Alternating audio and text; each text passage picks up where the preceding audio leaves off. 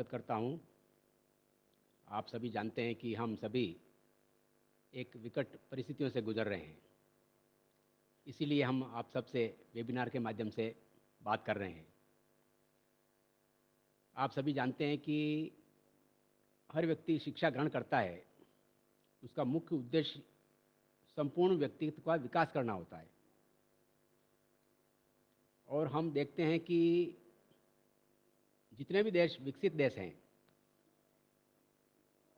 और वो विकास की गति से आगे हैं, डेवलपिंग कंट्रीज से आगे हैं, उसमें मुख्य कारण जो एक होता है वो है शिक्षा। वहाँ की जनसंख्या शिक्षित है और स्किल्ड पॉपुलेशन है, इसके कारण वो विकास की दृष्टि से विकसित देश माने जाते हैं।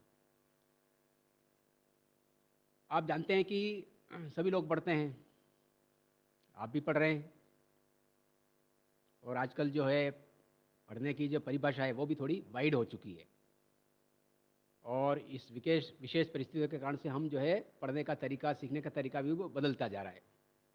इसलिए हम वेबिनार के माध्यम से बात कर रहे हैं। और स्कूल्स, कॉलेजेस, यूनिवर्सिटीज़ बंद होने से टीचिंग लर्निंग का काम है वो भी ऑनलाइन हो रहा है और बड़े पैमाने पर हो रहा है।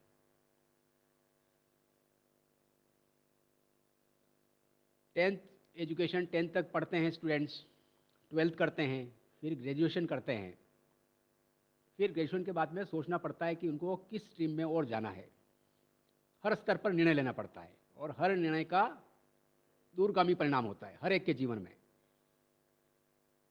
और शिक्षा के क्षेत्र में आप देखते हैं कि चाहे आप 10th के बाद निर्णय लेते हैं, 12th के बाद निर्णय लेते हैं, ग्रेजुएशन के बाद निर्णय लेते हैं, हर स्तर पर आपको निर्णय लेना पड़ता है कि आपको कौन से डिसिप्लिन में जाना है। आर्ट्स में जाना है, कॉमर्स में जाना है, साइंस में जाना है, मैनेजमेंट में जाना है, तरह तरह के डिसिप्लिन से। और याद रखिए, आजकल तकनीकी विकास के कारण से नए नए क्षेत्र डेवलप हो गए हैं। पहले ट्रेडिशनल सिस्टम में कुछ ही सब्जेक्ट्स होते थे, डिसिप्लिन होते थे, जिसमें बीए करते थे, बीएससी करते थे या पीजी करते थे। अब कई प्रकार के डिसिप्लिन खुल गए हैं और कई ऑनलाइन कोर्सेज हैं जो न केवल भारत में उपलब्ध हैं बल्कि विदेशों की जो यूनिवर्सिटीज़ हैं वो भी ऑनलाइन कोर्सेज उपलब्ध करवा रही है। इसलिए बीए करने के बाद और बीएससी करने के बाद और बीकॉम करने के बाद हम बात करेंगे आज बीए करने के बाद आप क्या क्या अपॉर्चुनिटीज़ आगे काम में ले सकते हैं।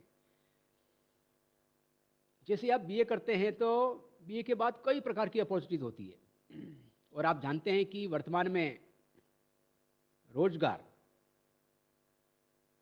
जितनी मांग है उसके मुकाबले रोजगार अच्छे उपलब्ध कम हैं, और युवा वर्ग को जितनी नौकरियां चाहिए, जितना काम चाहिए, उतना काम मिल नहीं पा रहा है। यदि चाहते तो हैं लेकिन डिसेंट वर्क नहीं मिल रहा है, डिसेंट जॉब्स नहीं मिल रहे हैं। ये बहुत बड़ी चुनौती है। तो आप देखते हैं कि बीए करने के बाद आप कई प्रकार के कोर्सेज कर सकते हैं। सबसे ज़्यादा जो आम स्टूडेंट्स जो करते हैं वो पीजी करते हैं। बीए में मान लो 3 सब्जेक्ट्स हैं या बीए में ऑनर्स ले रखा है तो एक सब्जेक्ट होता है मुख्य रूप से, तो उन्हीं सब्जेक्ट में से कोई सब्जेक्ट चुन करके पीजी करते हैं, पोस्ट ग्रेजुएट करते हैं, जिसको अपन एमए बोलते हैं। और एमए में जैसे आप इंग्लिश लिटरेचर में कर सकते हैं, साइकोलॉजी में कर सकते हैं, इकोनॉमिक्स में कर सकते हैं, पॉलिटिकल साइंस में कर सकते हैं, ज्योग्राफी में कर सकते हैं, संस्कृत में कर सकते हैं, हिंदी लिटरेचर में कर सकते हैं। किसी भी प्रकार के सब्जेक्ट्स में आप एमए कर सकते हैं। एमए करने के बाद आप नेट क्वालिफाई कर सकते हैं तो आपको एजुकेशन की लाइन खुल जाती है। और आपने अभी देखा होगा कि कल ही भारत सरकार के नेशनल स्टेटिस्टिकल ऑफिस ने जो डेटा जारी किया है वो ये बताता है कि भारत में सेकंड क्वार्टर में, जुलाई अगस्त सितंबर का जो सेकंड क्वार्टर होता है, उसमें जो है जीडीपी 7.5% कॉन्ट्रैक्ट हुआ है, मतलब नेगेटिव ग्रोथ हुई है 7.5%। फर्स्ट क्वार्टर में 23.9% था कॉन्ट्रैक्शन। अभी तो हुआ है लेकिन थोड़ा घटा है। वो पूरी समस्या के कारण से आप जानते हैं कि इकोनॉमिक एक्टिविटीज़ घटी है और उसके साथ साथ भी रोजगार भी घटे हैं, हकीकत है।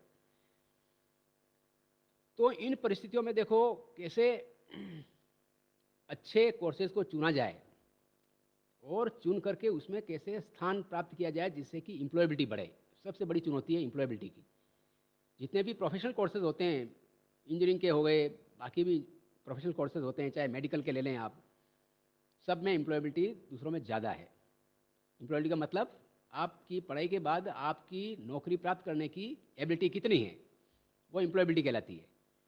आजकल कंपनियों के पास इतना टाइम नहीं है कि आपको रखे और वो ट्रेनिंग पे पैसा खर्च करे और फिर आपको तैयार करे, इतना समय नहीं है कंपनीज के पास। तो ज़्यादातर जो है, जो स्किल्ड हैं, जो अपने काम को अच्छी तरह से जानते हैं, उन्हीं को कंपनीज नौकरी पर रखती है। बीए करने के बाद आप एमए कर सकते हैं, नेट कर सकते हैं, सेट कर सकते हैं, आगे पीएचडी भी कर सकते हैं, फिर एक एजुकेशन लाइन खुल जाती है, एजुकेशन में जा सकते हैं, आगे रिसर्च कर सकते हैं आप, तो बहुत बड़ा एरिया खुल जाता है। साथ साथ में ग्रेजुएशन करते ही आपको कई सर्विसेज में परीक्षा देने की एलिजिबिलिटी प्राप्त कर लेते हैं आप। जैसे सिविल सर्विसेज हैं जो यूपीएससी कंडक्ट करती है, जैसे ही आप बीए करते हैं आप यूपीएससी की सिविल सर्विसेज को देने के लिए एलिजिबल हो जाते हैं, जिसमें आईएएस, आईपीएस, आईएफएस और सभी ए ग्रुप की सर्विसेज, बी ग्रुप की सर्विसेज सब आती है। साथ साथ में सीडीएस कंबाइंड डिफेंस सर्विसेज होती है, उसमें भी आप एलिजिबल हो जाते हैं। साथ साथ में स्टाफ सिलेक्शन बोर्ड है केंद्र का, उसमें जो ग्रेजुएट लेवल का जो कोर्स कॉम्पिटिटिव एग्ज़ाम होता है, उसमें भी आप एलिजिबल हो जाते हैं ग्रेजुएट लेवल कोर्स के लिए। इसके साथ ही राज्यों में, हम राजस्थान की बात करते हैं तो राज्य में आरपीएससी जो एग्ज़ाम करवाती है, सबसे बड़ा एग्ज़ाम करवाती है राजस्थान आरएएस और अलाइड सर्विसेज का जो एग्ज़ाम करवाती है, कॉम्पिटिटिव एग्ज़ाम करवाती है, उसमें भी आप ग्रेजुएशन करते ही एलिजिबल हो जाते हैं। और उसके नीचे भी कई प्रकार के एग्ज़ाम होते हैं जो स्टाफ सिलेक्शन बोर्ड करवाता है, उसमें भी आप एलिजिबल हो जाते हैं। तो कहने का मतलब यह है कि ग्रेजुएशन के बाद, बीए करने के बाद ऐसी कई सर्विसेज हैं जिसमें कि आप एकदम एलिजिबिलिटी प्राप्त कर लेते हैं और उसमें परीक्षा देकर के आप सेलेक्ट हो सकते हैं। जब यूपीएससी की बात चल रही है तो मैं अपना परिचय भी दे दूं हूँ, मैं खेमराज। मैं जब पीजी की थी उसके बाद मैंने आरएस दिया था, तो मैंने आरएस टॉप किया था। मेरे में और सेकंड नंबर वाले में 80 नंबर का डिफरेंस था। उसके बाद मैं यूपीएससी की परीक्षा दी थी मैंने, तो मेरा ए ग्रुप में सिलेक्शन हो गया था, तो मैं इंडियन रेलवेज में चला गया, ऑफिसर बन गया वहाँ पे। कुछ दिन ट्रेनिंग की और उसके बाद में रिजर्व बैंक ऑफ इंडिया में मेरा सिलेक्शन हो गया था। आप मानिए कि सबसे बड़ा bank reserve bank of India होता है भारत में। उसी दौरान ही मैंने वापस यूपीएससी की परीक्षा दी थी सिविल सर्विसेज की, तो मेरा वापस सिलेक्शन हो गया। तो पूरे भारत में मेरी 19वीं रैंक थी, तो मेरे को आईएएस में सिलेक्शन हो गया, तो मैं आईएएस में आ गया। तो कहने का मतलब ये हुआ कि व्यक्ति, देखो हर प्रकार के व्यक्ति हैं, सब में आप में बहुत क्षमता है, बहुत क्षमता है, पोटेंशियल बहुत है। हर स्टूडेंट्स में, हर कैंडिडेट में बहुत पोटेंशियल है, लेकिन उस पोटेंशियल का हम बहुत कम उपयोग कर पाते हैं। और जो व्यक्ति, जो छात्र एवं छात्राएं सही समय पर सही डायरेक्शन में यदि लगन से, दृढ़ निश्चय करके, आत्मविश्वास के साथ आगे बढ़ते हैं तो निश्चित रूप से सफलता प्राप्त करते हैं, निश्चित रूप से सफलता प्राप्त करते हैं। हिम्मत नहीं आनी चाहिए, आपको कभी हिम्मत नहीं आनी चाहिए। असफलताएं मिलती है, असफलताएं से ही सफलताओं का जो भवन है वो तैयार होता है, तो कभी हिम्मत नहीं आनी चाहिए। तो अपन बात करते हैं ग्रेजुएशन की, तो ग्रेजुएशन के बाद आप पीजी कर ली, उसके बाद कई प्रकार की परीक्षा दे सकते हैं। बीए करते ही आप जो एजुकेशन में जाना चाहते हैं तो बीएड कर लेते हैं, फिजिकल एजुकेशन की बीपीएड कर लेते हैं, तो उसमें आप एजुकेशन के लिए, टीचर बनने के लिए आप जो है एलिजिबल हो जाते हैं, तो उसमें परीक्षा दे सकते हैं आप। उसके साथ साथ बीए के साथ साथ कुछ प्रोफेशनल कोर्सेज भी उपलब्ध हैं।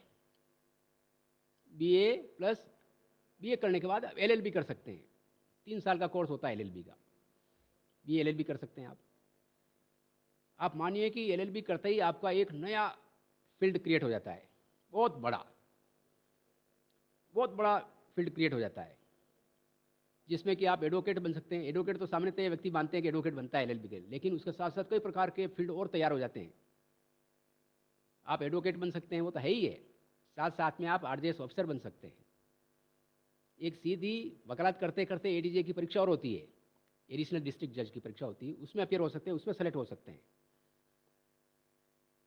तो जैसे ही आप आरजेएस होते हैं या एडीजे की परीक्षा में सीधे पास हो जाते हैं, तो आपको कम उम्र में आप जो है आगे बढ़ जाते हैं, तो आगे बढ़ करके आप हाई कोर्ट के जज बन सकते हैं। और कोई परीक्षा नहीं होती जिसमें सीधा जो है आरजेएस के माध्यम से आदमी, व्यक्ति जो कैंडिडेट है हाई कोर्ट का जज बन सकता है और कोई कम उम्र में यदि हाई कोर्ट का जज बन जाता है तो वो सुप्रीम कोर्ट तक भी जा सकता है, जज बन सकता है।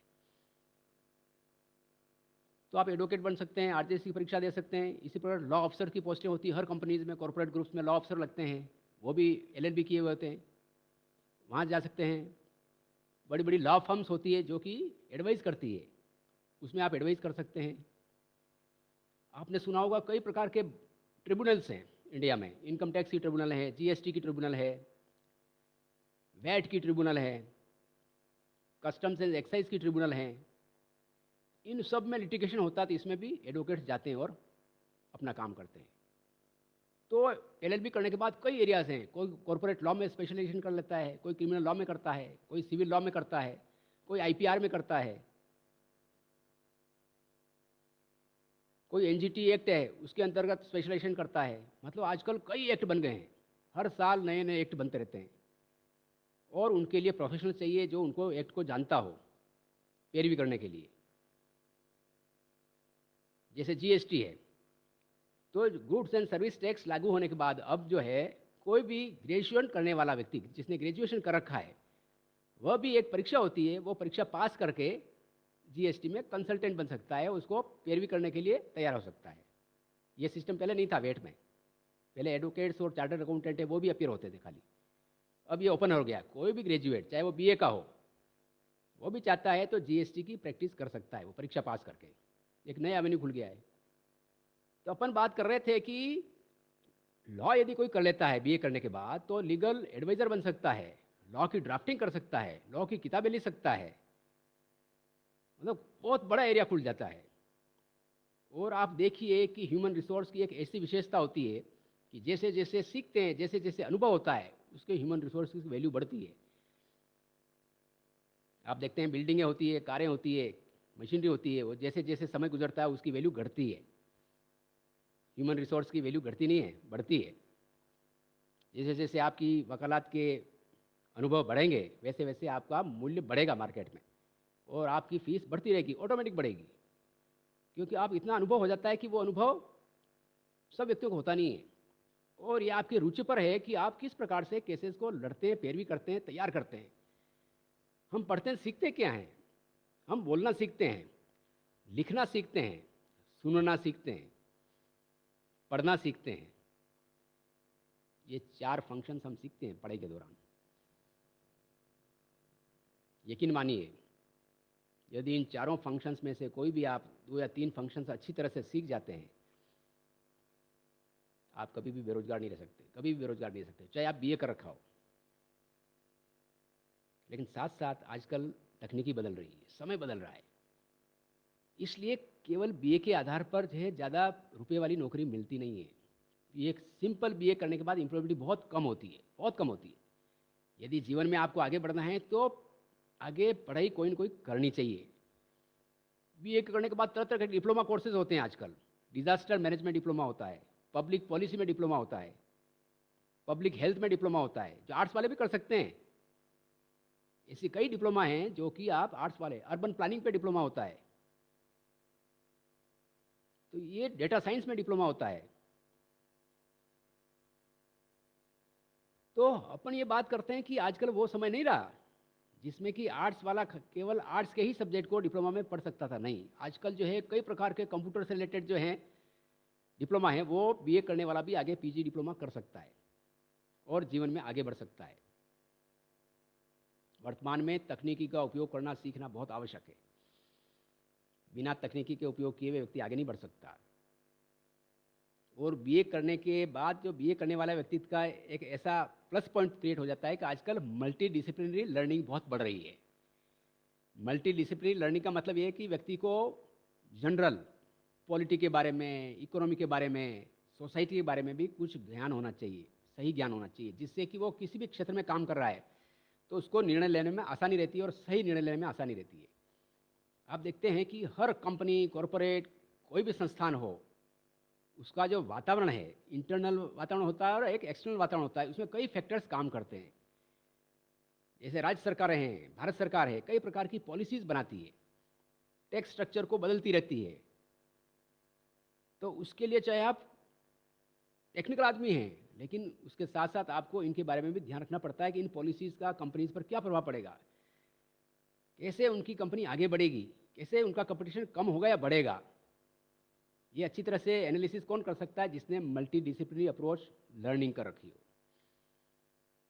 लर्निंग कर रखी हो, देखो पढ़ना अलग चीज़ है और लर्निंग करना अलग चीज़ है, दोनों में फ़र्क है, दोनों में फ़र्क है। तो अपन बात कर रहे थे कि बीए करने के बाद आप एलएलबी कर सकते हो। एक और बड़ा फील्ड है एमबीए का, मास्टर ऑफ बिजनेस एडमिनिस्ट्रेशन। जितने भी कंपनियां होती है, बड़े बड़े कॉर्पोरेट्स होते हैं, चाहे छोटा व्यवसाय हो, एमएसएमई सेक्टर हो, कोई भी हो, उनका प्रबंधन करने के लिए व्यक्ति चाहिए। वो एमबीए वाले करते हैं। एमबीए में सिखाया जाता है कि कैसे बिजनेस को चलाया जाता है, कैसे नई नई कंपनियां बनाई जाती है, कैसे छोटी कंपनी बढ़ती है और आगे बढ़ करके बहुत बड़ी हो जाती है। तो जो व्यक्ति, जो छात्र छात्राएं अच्छी तरह से पढ़ते हैं और अच्छी फैकल्टी होती जो कि छात्राओं को तरह तरह के प्रॉब्लम से वाकिफ कराती है, उनको एक्सपोज करती है और सिखाते हैं, उनकी लर्निंग लेवल को बढ़ाते हैं और उनके ब्रेन को डेवलप करते हैं। देखिए, एक समाज में तरह तरह की समस्याएं चलती रहती है, अभी भी हम समस्या से जूझ रहे हैं। तो व्यक्ति कैसे उनका उपाय निकालता है, और वो उपाय जो कि सोसाइटी को बेनिफिट दे, वो उपाय जो कि समस्या को हल करे और सोसाइटी की किसी न किसी समस्या को हल करते हुए समस्या का समाधान निकाले। वो जो उपाय है, वो जो तरकीब है, वो जो है सक्सेस होती है और वो फायदा देती है। ये सब किस पर निर्भर करता है कि व्यक्ति की सोच क्या है। हम सब जानते हैं कि हम तकनीकी चीज़ें भी सीखते हैं और सॉफ्ट स्किल्स भी सीखते हैं। तकनीकी चीज़ों को सीखना आसान है, लेकिन सॉफ्ट स्किल्स को सीखना बहुत मुश्किल है, क्योंकि ये हमारे व्यवहार से जुड़ी हुई है, हमारी आदतों से जुड़ी हुई है, और इनको बदलना बहुत मुश्किल होता है, बहुत मुश्किल होता है। जैसे जैसे एज होती है वैसे वैसे और भी ठोस होती रहती है, बदलती नहीं है। लेकिन याद रखिए, आप यदि आपका दृढ़ निश्चय है, यदि आपकी लगन है, तो आप इन आदतों को, इन सॉफ्ट स्किल्स को भी आप अपने हित में, समाज के हित में बदल सकते हैं, बदल सकते हैं। ये हकीकत है, और ऐसे व्यक्ति जीवन में आगे बढ़ते हैं हमेशा। ऐसे कुछ ही संस्थान हैं, ऐसे कुछ ही व्यक्ति हैं जो कि ऐसे व्यक्ति सिखाते हैं उनको और स्टूडेंट्स को तैयार करते हैं और उनके सॉफ्ट स्किल्स को बदलते हैं। ये हकीकत है। आप देखिए कि मेरे पास, आपके मित्रों के पास, सबके पास एक दिन में 24 घंटे ही होते हैं, सबके पास 24 घंटे होता है। लेकिन व्यक्ति आगे बढ़ता है, सबका आगे बढ़ने का जो रेट है, जो चार्ट होता है, वो बिल्कुल अलग अलग होता है, सबका अलग अलग होता है। कोई धीरे गति से आगे बढ़ रहा है, कोई तेज गति से आगे बढ़ रहा है, सबका लर्निंग लेवल अलग अलग होता है। जैसा कि अपने शुरू में कहा था कि पोटेंशियल सब में है आप में, उस पोटेंशियल को विकसित करने में आप कैसे आगे बढ़ते हैं। आप कभी भी दूसरे की नकल मत मारिए, अपने आप को पहचानिए, अपने आप को बढ़ाइए आगे, कि हम कल क्या थे और आज क्या हैं और कल क्या होने वाले हैं, उसके बारे में हमेशा आगे बढ़िए, सीखिए। गलती करने से कभी डरिए मत, कि कोई सब्जेक्ट नहीं आता है, मैथमेटिक्स नहीं आती है, साइंस नहीं आती, कोई फर्क नहीं पड़ता है।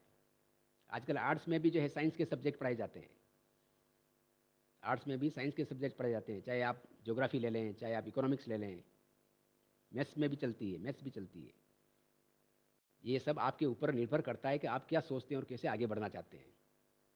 तो कोई भी डिसिप्लिन, चाहे बीए किया हुआ, चाहे पीजी करना चाहते हैं, कोई भी करना चाहते हैं, कोई भी डिसिप्लिन अपने आप में कमज़ोर नहीं है। ये आपके ऊपर निर्भर करता है कि आप उसको कैसे सीखते हैं, और सीखनी वो चीज़ें हैं जिसकी कि मार्केट में डिमांड है। यदि आप वो चीज़ सीख रहे हैं जिसकी मार्केट में कोई डिमांड नहीं है, मार्केट में एम्प्लॉयबिलिटी नहीं होगी, नहीं होगी। तो मार्केट के हिसाब से आपको बदलना चाहिए, चलना चाहिए। तो अपन बात कर रहे थे कि बीए करने के बाद आप जो है आरपीएससी की परीक्षा दे सकते हैं, तरह तरह की, यूपीएससी की कई परीक्षाएं दे सकते हैं,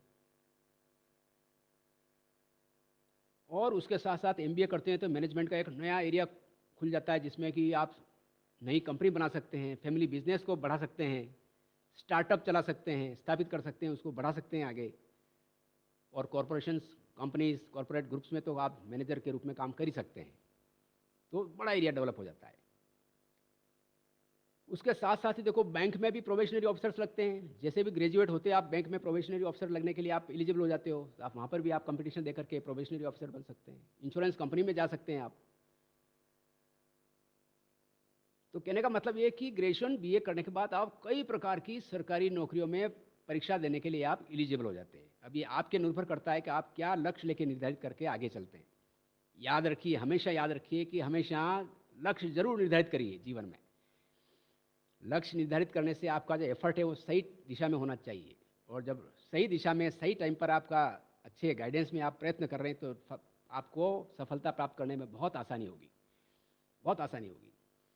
आप देखिए हर जगह अच्छे व्यक्तियों की कमी है, अच्छे टीचर्स, अच्छे इंग्लिश पढ़ाने वालों की कमी है, अच्छे मैथमेटिक्स पढ़ाने वालों की कमी है, अच्छे पॉलिटिकल साइंस पढ़ाने वालों की कमी है। हम सब गलतियां करते हैं, हम सब सीखते हैं। हमारे को कोई प्रश्न पूछता है तो हम सब गलतियां करते हैं, मैं भी करता हूँ, आप भी करते हैं। क्यों करते हैं? उसका एक कारण यह भी कि हमारे को जो सिखाया गया वो सही तरीके से नहीं सिखाया गया शुरू में ही। डू फर्स्ट थिंग राइट, पहली बार करो, पहली बार भी सही करना सीखो।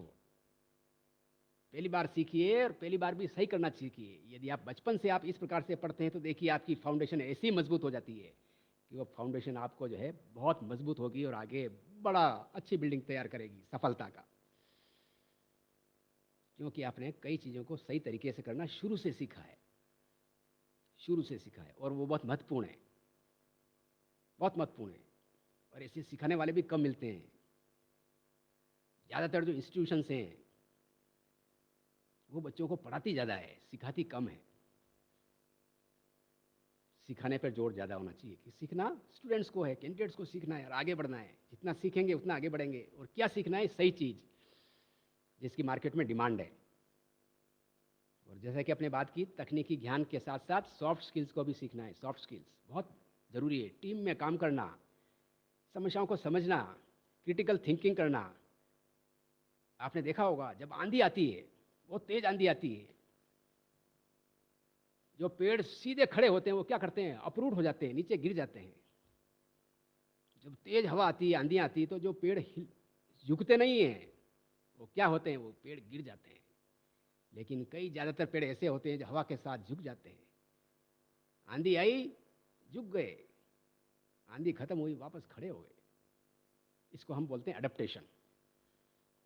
समय के साथ, परिस्थितियों के साथ कैसे व्यक्ति अपने आप को अडेप्ट करता है, व्यवस्थित करता है, अपने आप को कैसे सामंजस्य बैठा करके चलता है।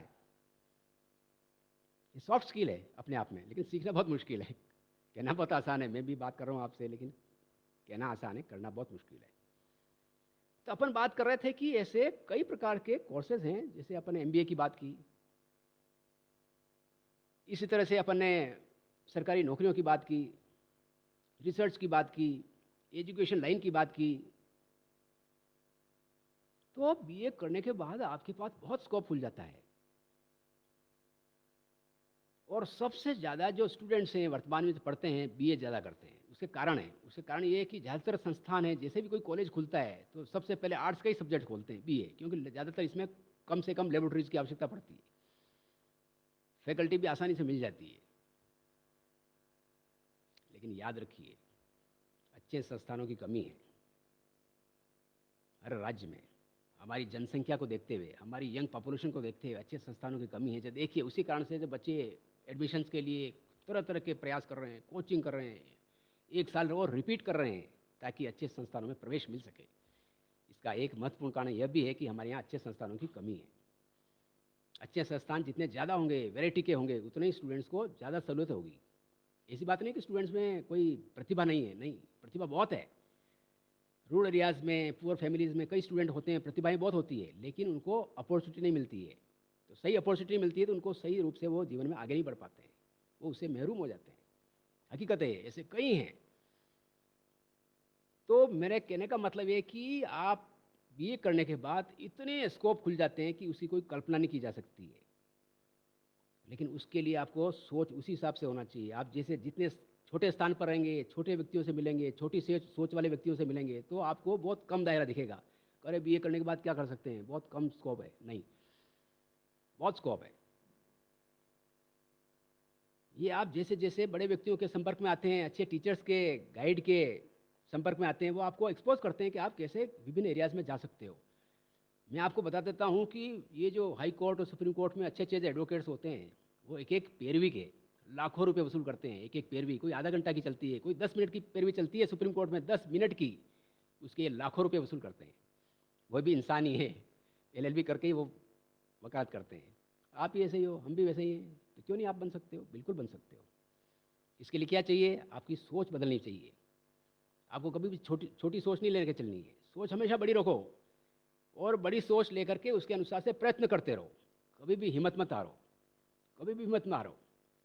हिम्मत हार गए तो कहते हैं ना, मन के हारे हार है, मन के जीते जीत। यदि मन से आप जीत गए तो आगे प्रयत्न भी जीत के हिसाब से करोगे, और मन में यदि पहले मान लिया हम हार जाएंगे, आप प्रयत्न नहीं कर पाओगे, प्रयत्न नहीं कर पाओगे।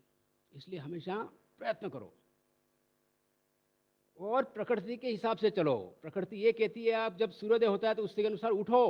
कई लोग हैं जीवन शैली बदल रहे हैं, नहीं।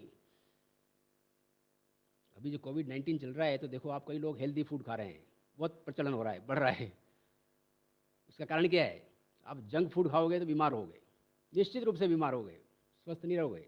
आज नहीं कल, कल नहीं परसों, कुछ कुछ एज बाद आपके कई प्रकार की बीमारियां घर करेगी आपके शरीर में, हकीकत है ये। तो शिक्षा में भी वही बात है। शिक्षा में आप जैसा आप ग्रहण कर रहे हो वैसा वैसा आपका जीवन बदलता जाएगा। और जैसा कि आपने डिस्कस किया था कि आपकी जो है ह्यूमन रिसोर्स एक ऐसा वैल्यू है, ऐसा साधन है, जो कि जैसे जैसे आपकी उम्र होती है, जैसे जैसे अनुभव बढ़ता है, वैसे वैसे आपकी वैल्यू बढ़ती है, घटती नहीं है। तो हम ये कहते हैं कि आपको अपनी वैल्यू बढ़ानी है और उसको नई तकनीकी को अपनाते हुए बढ़ानी है। आत्मविश्वास रखिए और आगे बढ़िए। आत्मविश्वास रखिए और आगे बढ़िए। आत्मविश्वास जरूर रखिए। Thank you. जय हिंद।